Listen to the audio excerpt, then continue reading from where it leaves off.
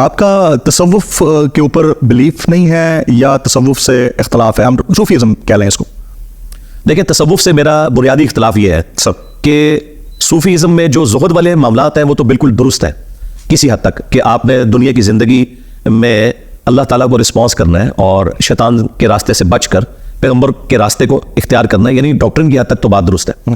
دنیا دار آپ نے نہیں بننا بلکہ دنیا کو اتنا یوز کرنا ہے کہ جو زندگی گزارنے کے لیے سبسسٹنس لیول کے اوپر. اختلاف ہمارا یہ ہے کہ یہ تصوف کے اندر انہوں نے فنا فی الشیخ، اس کے بعد فنا فی الرسول اور پھر فنا فی اللہ، یہ تین انہوں نے ٹرمز ڈیوائز کی ہوئی ہیں کہ پہلے جو آپ کا شیخ ہے نا، جو آپ کو کہہ رہے آنکھیں بند کر کے آپ اس کے پیچھے لگ جائیں، جب وہ آپ کو ڈگری دے دے گا پھر آپ نبی صلی اللہ علیہ وسلم کی ذات میں فنا ہوں گے، پھر اللہ میں.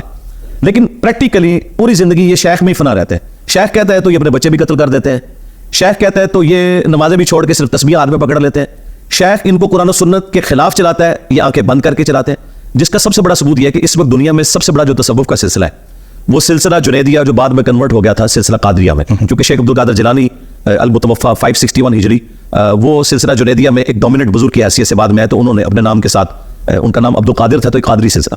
تو یہ انٹرنیشنل سلسلہ ہے، یہ آپ کو آل اوور دا ورلڈ ملے گا. آپ سوڈان میں چلے جائیں، آپ افریقن دوسرے ملکوں میں چلے جائیں، انڈونیشیا، ملیشیا، سب کانٹیننٹ میں آپ کو ہر جگہ قادری سلسلے کے لوگ تصوف میں ملیں گے.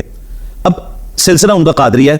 شیخ عبد القادر جیلانی رحمۃ اللہ علیہ نے اپنی کتاب غنیت الطالبین میں نماز کا وہی طریقہ لکھا ہے جو بخاری مسلم میں، رفع دین کے ساتھ، ولیدین کے ساتھ رکوع میں جاتے وقت اور رکوع سے اٹھتے وقت. جبکہ یہاں پہ جتنے قادری ہیں، چاہے وہ ڈاکٹر طاہر القادری ہوں، چاہے وہ باپا جانی الیاس قادری ہوں، یہ تو رفع الیدین سے چڑھتے ہیں.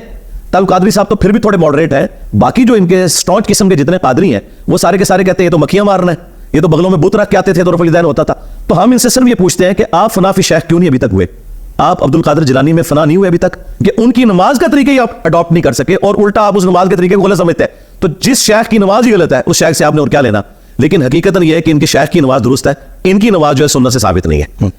11ویں شریف عبد القادر جیلانی کی طرف انہوں نے منسوب کی ہوئی ہے، لیکن 11ویں کے اوپر صرف لنگر پکا کے کھاتے ہیں. ان کی کتاب سے نماز کا طریقہ نہیں پبلک کو بتا سکتے.